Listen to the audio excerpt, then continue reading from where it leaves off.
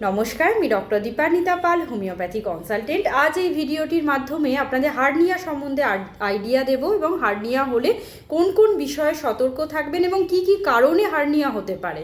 প্রথমেই বলছি আপনাদের হার্নিয়া কি। হার্নিয়া হচ্ছে যখন আমাদের শরীরে যে অভ্যন্তরীণ অঙ্গ বলুন বা ফ্যাটি টিস্যু বলুন, আপনাদের পেটের দেওয়াল উইক হওয়ার কারণে যখন সেখান থেকে বেরিয়ে আসছে, সেই কন্ডিশানকে আমরা বলবো কিন্তু হার্নিয়া। হার্নিয়া কতগুলো কন্ডিশানে হতে পারে, যেমন ধরুন যাদের অনেক দিন ধরে একটা কনস্টিপেশনের সমস্যা আছে, কনস্ট্যান্ট চাপ দিচ্ছেন, সেক্ষেত্রে হার্নিয়া হতে পারে। কারোর ক্রনিক কাফ আছে, কনস্ট্যান্ট কেসে চলেছেন, তাদের ক্ষেত্রে হতে পারে। কারো ক্ষেত্রে দেখা যাচ্ছে যে পেটের ওয়ালের যে পেশিগুলো সেইগুলো দুর্বল হয়ে পড়ছে, তার ফলে হতে পারে। অনেকের ক্ষেত্রে দেখা যাচ্ছে যাদের আমাদের অতিরিক্ত ভার তুলতে হচ্ছে, নিচে থেকে অনেক ভারী ওজনের তুলে যাচ্ছেন কনস্ট্যান্ট, তাদের ক্ষেত্রেও কিন্তু এই হার্নিয়া সমস্যা দেখা যেতে পারে। আর যাদের অতিরিক্ত ওজন আছে তাদের ক্ষেত্রেও কিন্তু পেটে চাপ দেওয়ার কারণে হার্নিয়া হয়ে যেতে পারে। আর কি কন্ডিশান হতে পারে, যাদের ক্ষেত্রে দেখা যাচ্ছে অপারেশন হয়েছে কোনো অঙ্গ এবং সেই জায়গা আপনারা প্রপারলি মানে যে সমস্ত ডাক্তারের পরামর্শ থাকে বা গাইডলাইন্স থাকে সেইগুলো আপনারা যদি ফলো না করেন, সেই অংশ কাটা অংশ থেকে আপনাদের হার্নিয়েট হতে পারে।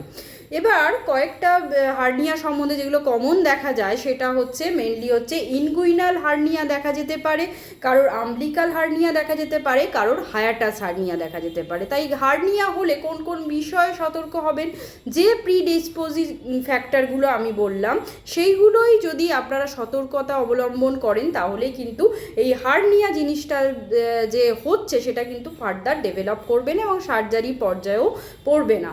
কি কি করবেন, তার জন্য অবশ্যই ওজন নিয়ন্ত্রণে রাখবেন। নাম্বার 2, যদি ক্রনিক কাফ থাকে অবশ্যই প্রপার ট্রিটমেন্ট করাবেন। যাদের কনস্টিপেশনের সমস্যা আছে অবশ্যই ফাইবারযুক্ত খাবার খাবেন, ঠিকঠাক পর্যাপ্ত পরিমাণে জল পান করবেন, মানসিক স্ট্রেস থেকে দূরে থাকবেন, পর্যাপ্ত ঘুমাবেন এবং এক্সারসাইজ করবেন, যাতে বাওয়াল মুভমেন্টটা আপনাদের হয় এবং আপনাদের পটির সমস্যাটা ক্লিয়ার হয়ে যায়। নেক্সট যেটা বলবো, আপনারা যদি ভারী জিনিস তোলেন সেক্ষেত্রে কিন্তু একটা প্রপার সতর্কতা নেবেন। যাদের হার্নিয়া অনেকটাই ঝুলে গেছে, বিশেষ করে ইনগুইনাল হার্নিয়ার ক্ষেত্রে অবশ্যই আপনাদের সাপোর্ট ইউজ করবেন এবং যাদের ক্ষেত্রে সার্জারি হয়েছে অবশ্যই ডাক্তারের গাইডলাইন্স মেনে চলবেন, যাতে না ওই জায়গা থেকে আপনাদের হার্নিয়েশন না হয়।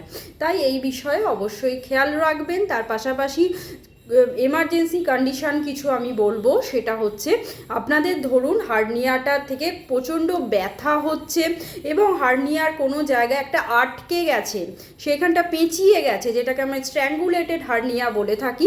সেখানে রক্ত চলাচল বন্ধ হয়ে গেছে এবং সেই জায়গায় ব্যথা যন্ত্রণা হচ্ছে। তার পাশাপাশি দেখা যাচ্ছে আপনাদের ওই জায়গায় একটা গ্যাংগ্রিন ফর্মেশন, অনেক সময় যেহেতু ব্লাড সার্কুলেশন হচ্ছে না, হয়ে যেতে পারে। তাই অবশ্যই স্ট্র্যাঙ্গুলেটেড হার্নিয়া কিন্তু একটা মেডিকেল এমার্জেন্সি। তার পাশাপাশি যদি বমি বমি ভাব থাকে, অনেক সময় ফিকাল ম্যাটার আপনাদের মুখ দিয়ে উঠে যেতে পারে, সেক্ষেত্রেও আপনারা অবশ্যই ডাক্তারের পরামর্শ নেবেন। তার পাশাপাশি যদি জ্বর থাকে, অনেকের ক্ষেত্রে দেখা যাচ্ছে সবসময় উইকনেস ফিল করছেন, কোনো অস্বস্তি কনস্ট্যান্ট প্রোগ্রেসিভলি ডেভেলপ করছে, তাহলে কিন্তু আপনারা অবশ্যই ডাক্তারের পরামর্শ নেবেন।